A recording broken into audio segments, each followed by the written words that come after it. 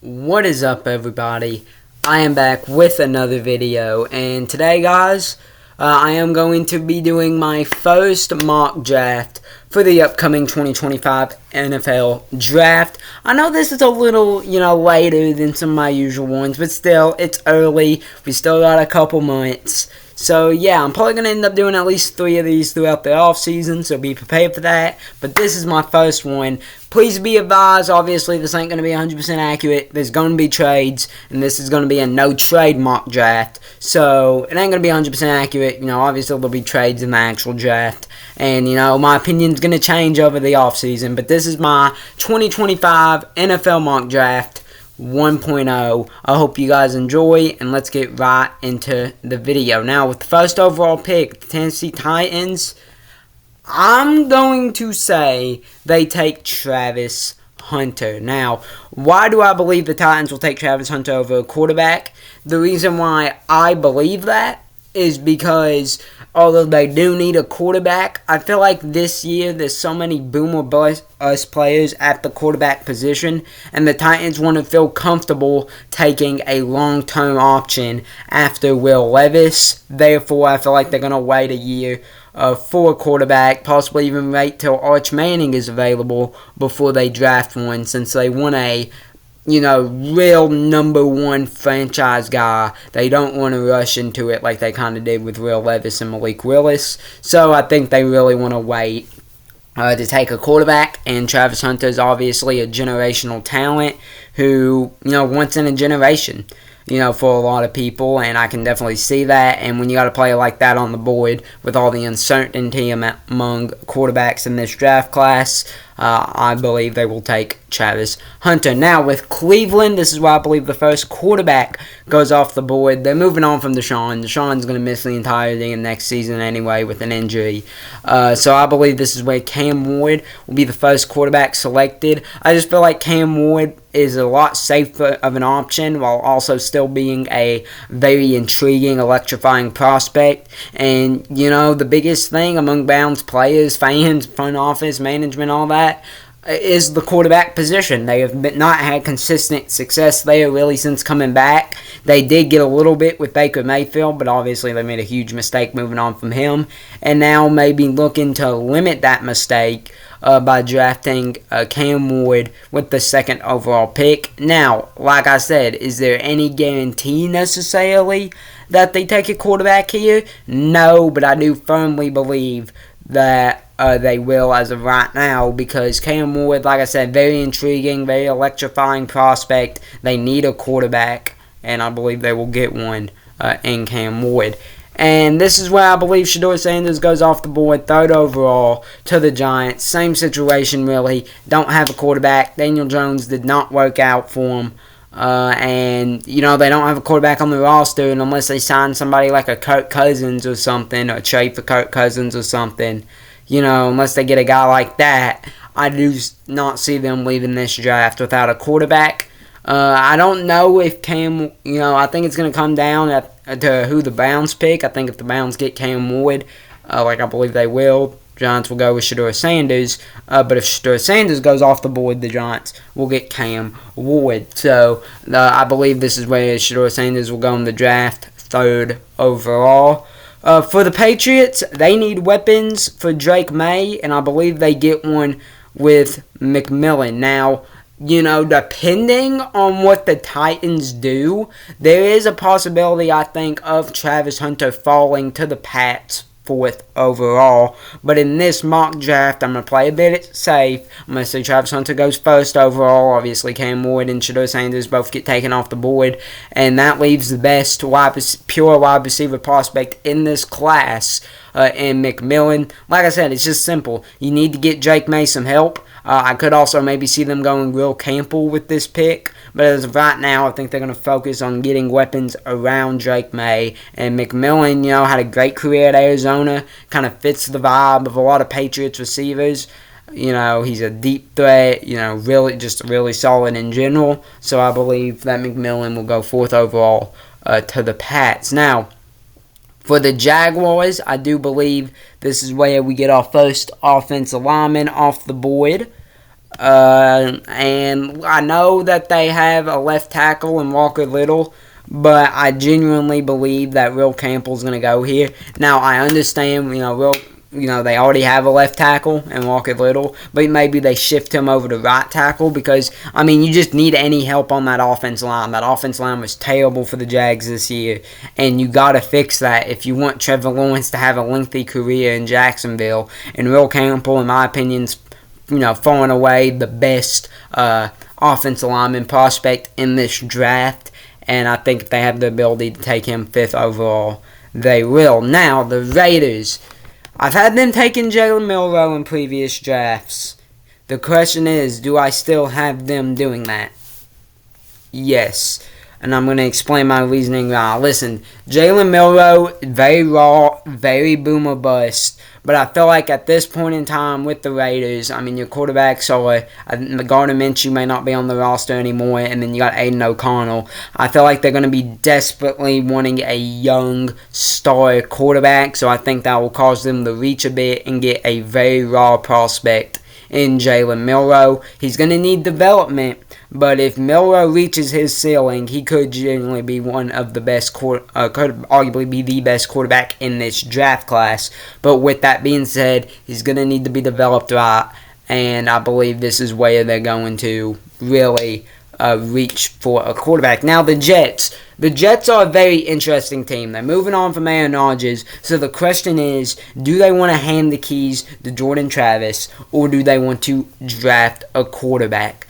As of right now, I am going to take a risk and say that they do hand the keys to Jordan Travis, and they draft Emeka Egbuka 7th overall. Now, I understand that is very risky because, like I said, I could easily see them going quarterback here. Obviously, they need some help in the secondary, but adding another weapon next to Garrett Wilson, because I believe Davante Adams is going to leave, adding another weapon next to him, I think it's going to be big. Like I said, I don't think Adams is going to be with the Jets next year because Aaron Rodgers ain't going to be with the Jets next year. So, with that being said, getting another weapon that kind of help Jordan Travis as much as possible. And who knows, maybe Jordan Travis ends up being the answer the Jets need. Now, like I said, there's going to be one of those picks that is going to be a very, very, kind of skeptical here. This is probably going to change throughout the offseason. But we will see. 8th overall, Panthers. Panthers need help in a lot of places. I think they're just going to take the best player available here, which in this case would be Abdul Carter. Abdul Carter, best defensive prospect in this draft, in my opinion. I think Will Johnson is 2nd, Mason Graham 3rd. Although I really like James Pierce Jr. But, they need help, like I said, virtually everywhere, especially on defense. And I think if Abdul Carter is still on the board here at 8th overall, I feel like you can make their offense work with what you got right now, especially if you invest a little in it in the latter rounds of the draft. But the defense needs a lot of work, and I think Abdul Carter will go a long way in helping them make it work. For the Saints can go a lot of different options here. It's going to be very interesting, I think, to see where they go. As of right now, I'm going to say they take Mason Graham. I'm going to say they stick with Derek Carr.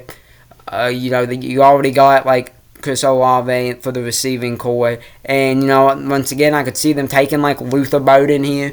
But in the end, I feel like Mason Graham will be the nice, safe pick. Like I said, he's probably the 3rd best defensive prospect in this entire draft. And I feel like if you have the opportunity to take a player like that, you might as well go for it. And I believe that's who they will grab. Bears, pretty self-explanatory. They need a offensive lineman. Now, there's a lot of places they could go here. I could see them maybe reaching for Tyler Booker.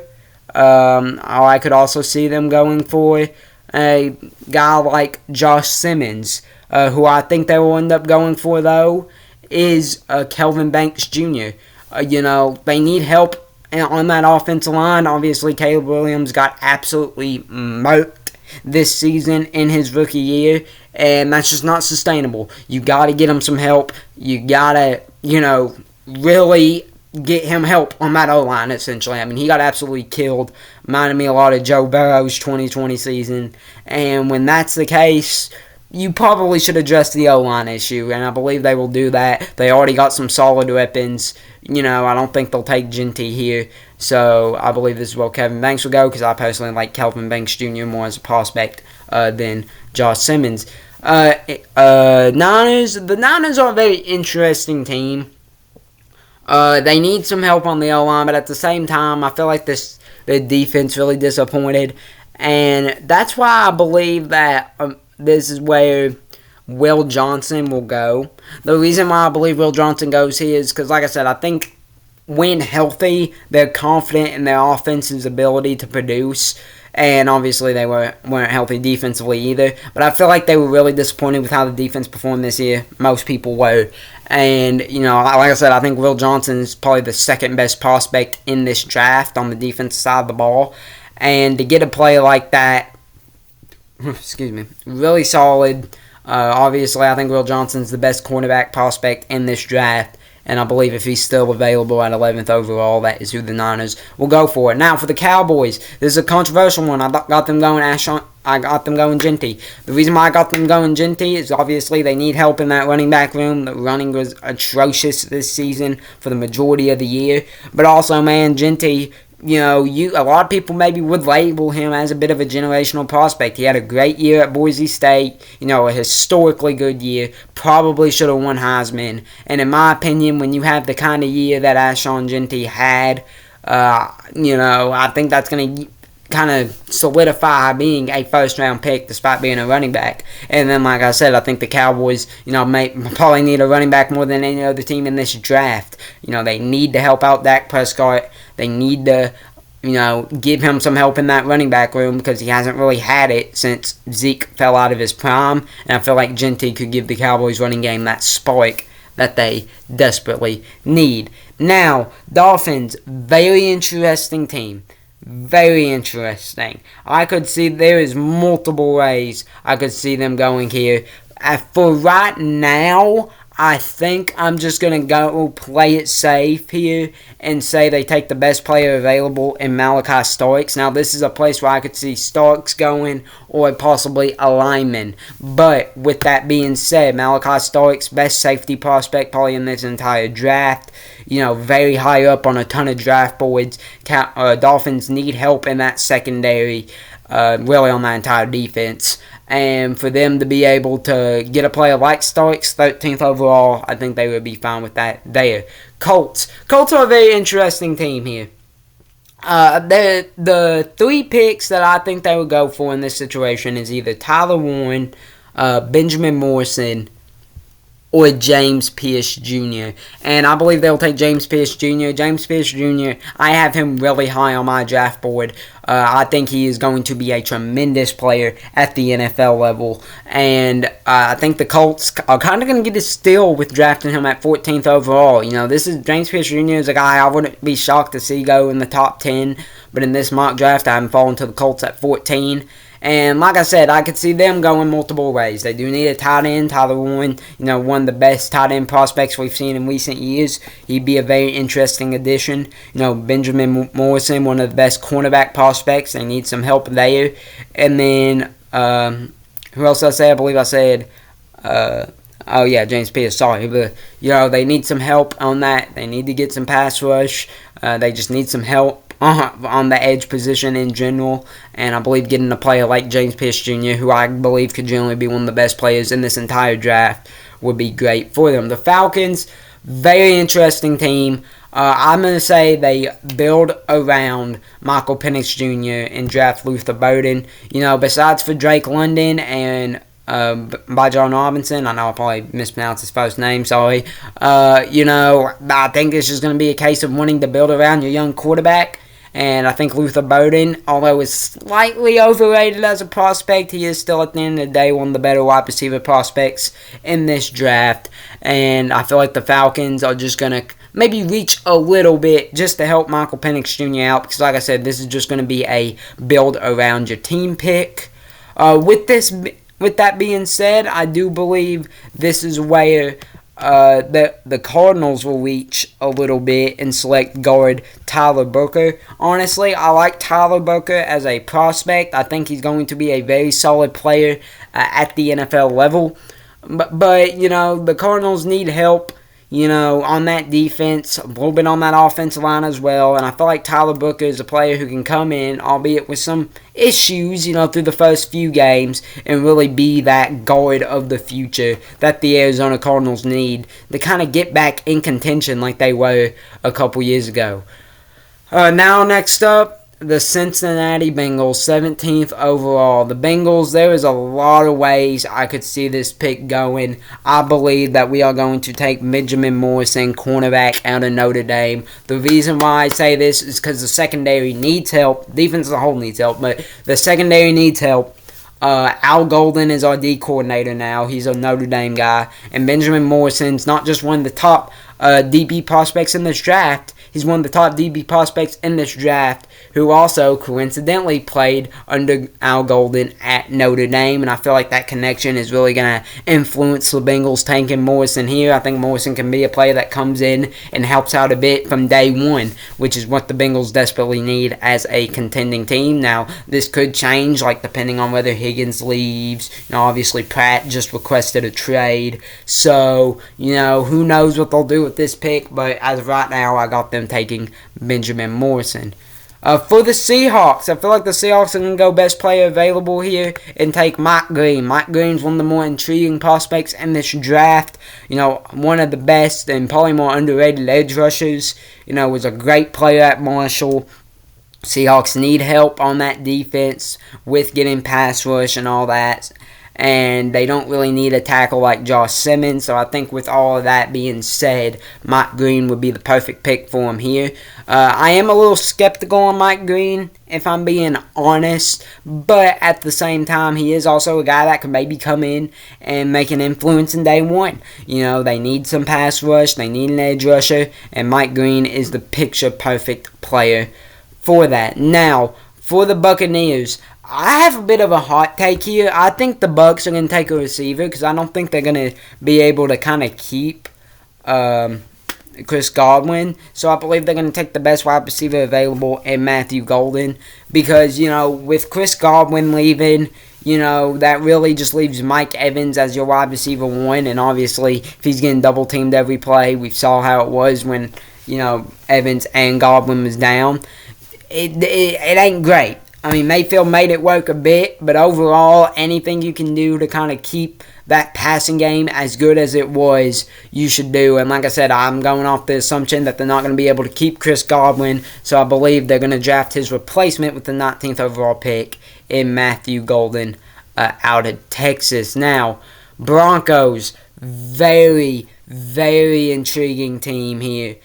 They can go a lot of ways with this pick, but I believe they are going to take Tyler Warren, tight end. You know, another weapon for Bo Nix. Warren can block. He can catch. He can really do it all. He is the picture-perfect tight end prospect. Broncos really don't have a reliable threat at tight end. And I think with all that being said, if they're able to land Warren here with the 20th overall pick, I think they'll be very happy.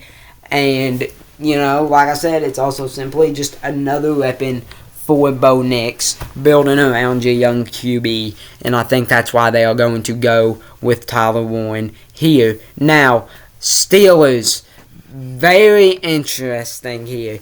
Will they go quarterback? Will they go in free agency? I'm going to go off the assumption that they are going to draft a quarterback. And for me, personally, it is between Will Howard, Jackson Dart, or Quinn Ewers. And I believe that this is where Will Howard will go off the board 21st overall.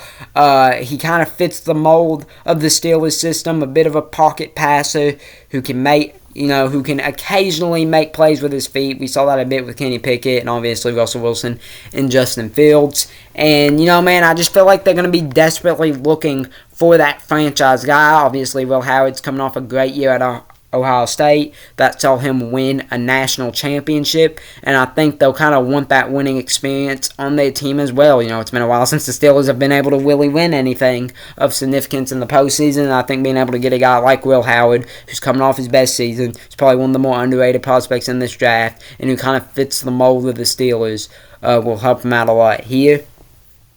Now, for the Chargers, they are another very interesting team. I could see them going defense. I could also see them going in the receiver category, and I think they will take a receiver. Now, what's very interesting is I think Isaiah Bond's a lot higher on draft boards than a lot of people may think.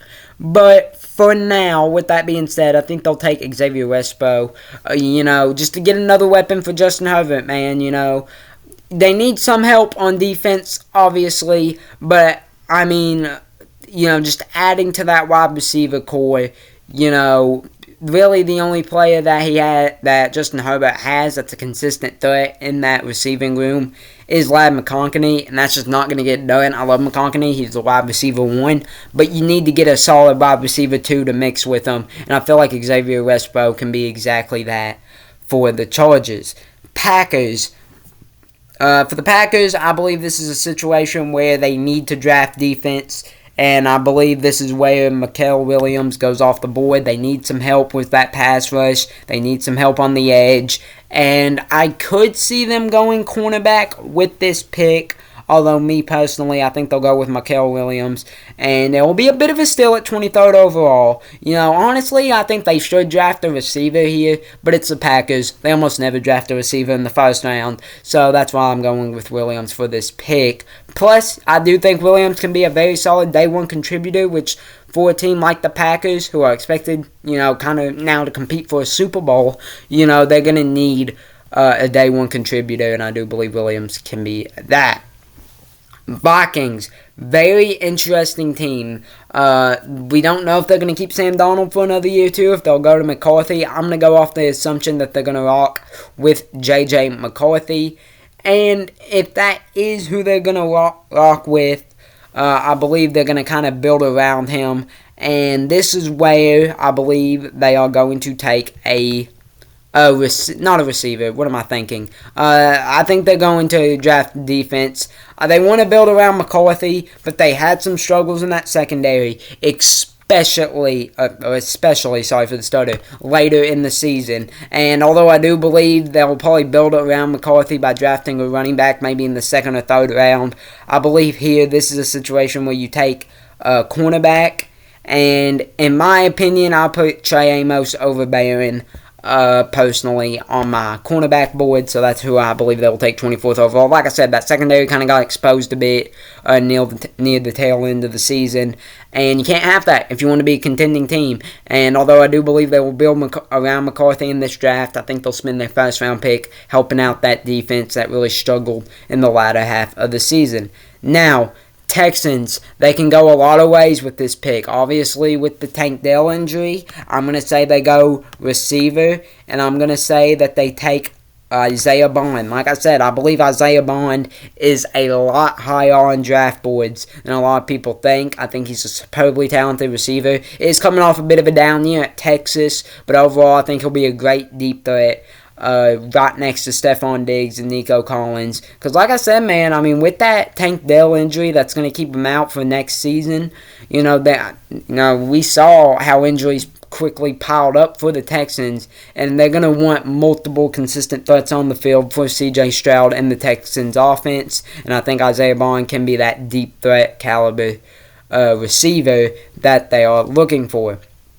LA is very interesting. They are not going to keep Matthew Stafford. So I am going to say, as of right now, they will take a quarterback. And I am going to say they take Jackson Dart. I think Jackson Dart is going to be a lot higher on draft boards than a lot of people expect. I like Dart as a prospect. He's another kind of boom or bust guy. But he's a guy who may honestly be one of the safer options out of any other quarterback. or any other quarterbacks in this draft. I think he's a high ceiling, does have a pretty low floor, but I think since they're moving on from Matthew Stafford, they're going to be looking for that future guy who can also kind of contribute, because I think Darnold could probably be a day one starter and still put up an okay rookie season. And I think they'll be looking for that next guy, and I think Jackson Darnold is that next guy. Now, with the Ravens, they kind of been looking for an Orlando Brown replacement ever since Orlando Brown left, and I think they'll get that by getting a steal with Josh Simmons, 27th overall. Just to really bolster that O-line a bit. They don't really have many glaring needs, in my opinion, but there are a couple of positions that can be better. I think tackle is one of those positions. So with that being said, I think they'll take Josh Simmons here, and I think if you're the Ravens, you're ecstatic about this pick. I mean, Simmons is one of the top tackle prospects in this draft, and I think if he falls to you 27th overall, that will be a great addition. Now, Lions, they are a very interesting team because there was a lot, in my opinion, injuries really screwed them, so it's kind of hard to tell who they should rock with. I am going to say that they take Jack Sawyer. I think Jack Sawyer just really fits the vibe of the team. He's a very hard-working, emotional, very good edge rusher. Dan Campbell obviously loves the guys who are really all in, and I believe Jack Sawyer is going to be one of those guys who can contribute from day one and is always going to be all in with the team. Plus, with Aiden Hutchinson's injury, and they're probably going to lose Zadarius Smith, they may need some help at the edge and linebacker, and I believe Jack Sawyer can be that top of game-changing player. Obviously, Sawyer coming off his best season with Ohio State, winning a natty. And, yeah, I just believe that the Lions are going to take him here 28th overall. He's going to be a very solid day one contributor. And a guy who, even if he's not a day one contributor, can come in for relief in his rookie year and still be a very solid player, because that's something the Lions were kind of missing this season.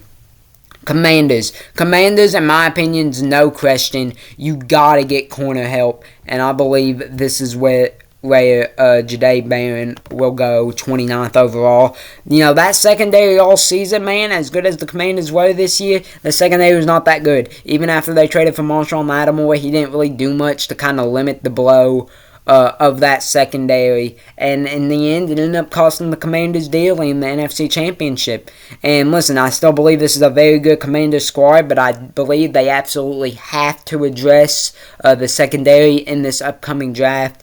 And I think Jahdae Barron, although he'll need some development, can come in and be a solid contributor as a rookie, whether that be as more of a depth piece or as a day one starter.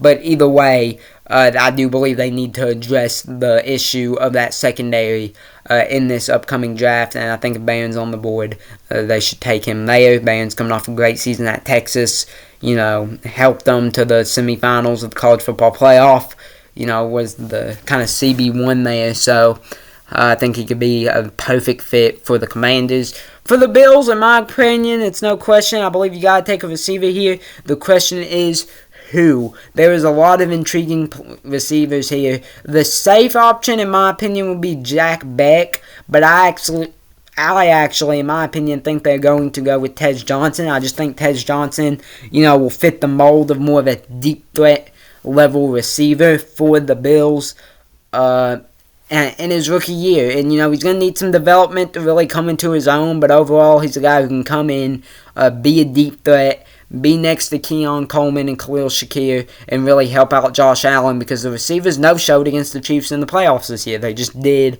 So I believe they'll go with Tej Johnson. I really like Tej Johnson as a prospect. He's another player who I think is a lot higher on draft boards than a lot of people think.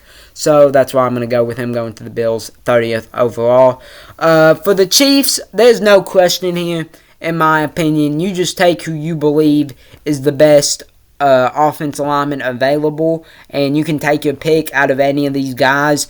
But I think they're just going to go with who they have highest on the draft board, which will be Armin Minbao. Listen, that offensive line was terrible in the Super Bowl. Horrible. They were solid for most of the year, but getting exposed like that, man, especially at the tackle position in the biggest stage of them all, it's embarrassing. And it's the second time it's happened.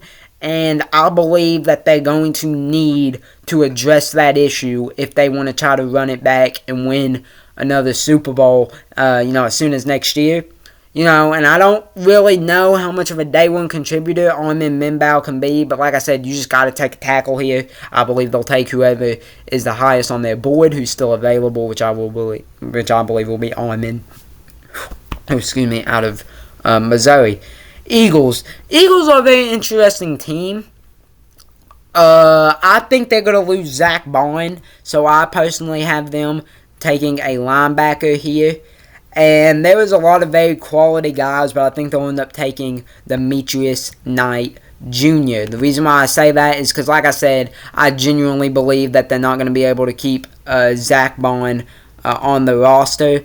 And that's going to leave a big hole on the defense, and I believe, and I can't click out of this, but whatever, there we go, and I believe that if there's that big of a hole of the roster, if you want to run it back, you have to do the best of your ability to limit the damage. So although I don't think they'll be able to keep Zach Bond, I think they'll kind of replace him by drafting Demetrius Knight Jr., 32nd overall. Like I said, just as a Bond replacement. And that's not me saying Knight Jr. can necessarily come in and immediately, be a day one starter and be a replacement for Bond. But he is a guy that I think can come in, provide some quality play as a rookie, and as the years go on, kind of eventually become that Zach Bond replacement. He looked really solid in South Carolina.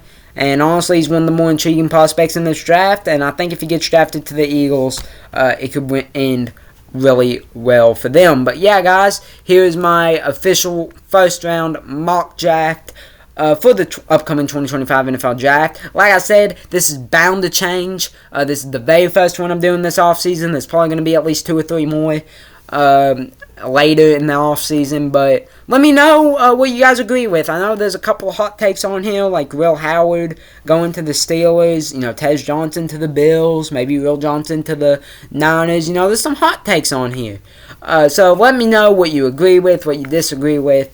And of course, if you enjoyed this video, leave a like, drop a comment, subscribe if you're new, turn on post notifications so you never miss a new upload. There will be an upload tomorrow, and then on Friday there'll probably be an upload, and then on Saturday there may not be an upload on this channel, but that'll probably be because episode 2 of the DMB's podcast will hopefully be up by Saturday. But I hope you guys enjoyed this video. If you did, leave a like, drop a comment, subscribe if you're new, turn on post notifications so you never miss a new upload. Thank you all for the recent support, and yeah, stay safe, and bye guys.